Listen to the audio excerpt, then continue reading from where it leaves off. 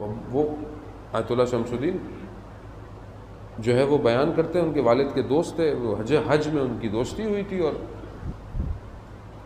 تھے وہ باغ ان کا ایک تھا، اور اس باغ انار کا باغ تھا، اور کہتے ہیں ہم اکثر ان سے بیٹھتے تھے، اور جب جمکران مسجد پیدل جایا کرتے تھے تو ان کے باغ میں آ کر ان سے گفتگو کیا کرتے تھے۔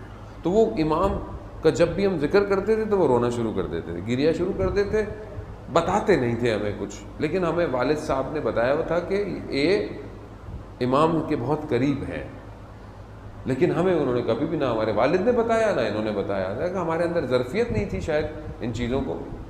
تو کہ ان کی باغ میں ہم اکثر جاتے تھے، تو ایک چھوٹا سا کمرہ تھا ان کے باغ میں، اور وہاں پر ایک شخص جو تھا وہ ابراہیم، وہ عبادتیں کرتا رہتا تھا، نماز پڑھتا رہتا تھا، ہم اس کو اکثر دیکھتے تھے، وہ عبادت میں مشغول تھا، اس نے اپنے آپ کو ہر وقت نماز اور عبادت میں مشغول رہتا تھا۔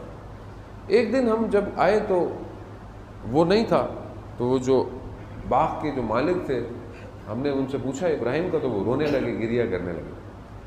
تو ہم نے بولا کیا ماجرا ہے؟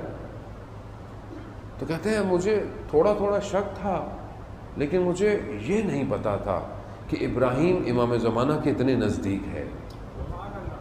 کہا کیوں، کیا ہوا؟ کہا ایک دن ابراہیم آیا میرے پاس، کہا کہ میں تندور جو قریب میں تھا جہاں سے روٹی لیتے ہیں وہاں گیا، تو مجھے تندور والے نے کچھ ایسی پیسے دے دیے، کچھ ایسے ہی کہ میرے لیے۔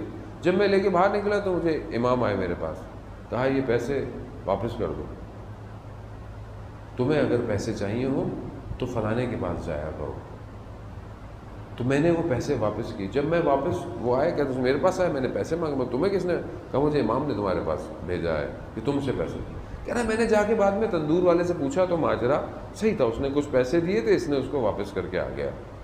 کہتا میں یہ جب مجھے پتا تھا تو میں نے کہا امام کہ یہ نزدیک ہے، لیکن ایک دن جب میں آیا تو یہ اپنا سارا سامان، جس کے پاس سامان تھوڑا تھا، سامان جمع کر رہا ہے، اور مجھے کہہ رہا آپ کا بہت شکریہ، اور آپ نے بہت دن تک میرا خیال رکھا، زحمت دی، مجھے جگہ دی، میں جا رہا ہوں، اب شاید آپ مجھے دیکھ نہیں پائیں۔ تو میں نے کہا کہاں جا رہے ہو؟ کہا امام زمانہ نے مجھے کہا ہے کہ میرے پاس آ جاؤ۔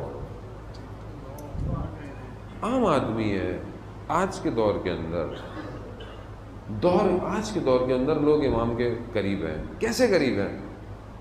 ہم ہی میں سے، ہاں لوگوں میں سے ہیں، لوگوں ہی میں سے رجال الغیب اٹھتا ہے، رجال الغیب جو امام کے کاموں کو انجام دیتا ہے۔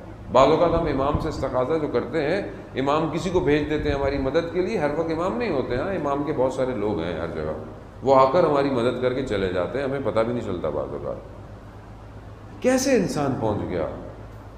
یعنی اس نے زندگی کے وقت کو مختص کیا امام کے لیے۔ میں بھی تو کروں، ہمیں یہ کہنا کہ چھوڑ کے جائیں، جو ہم کر سکتے ہیں وہ تو کرنا چاہیے،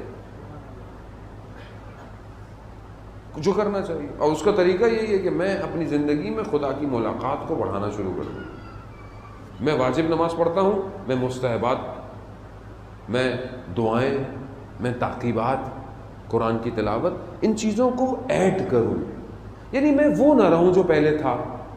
اگر میں وہی رہا مجلس سے اٹھ کے تو پھر فائدہ کیا مجلس کا؟ مجلس تو وہ ہے جو ایمان کے شیرازے کو بڑھا رہی ہوتی ہے،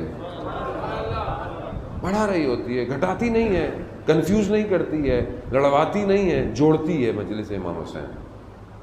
ہم آج سے عہد کریں کہ ہم اپنی اور خدا کی ملاقات میں اضافہ کریں گے۔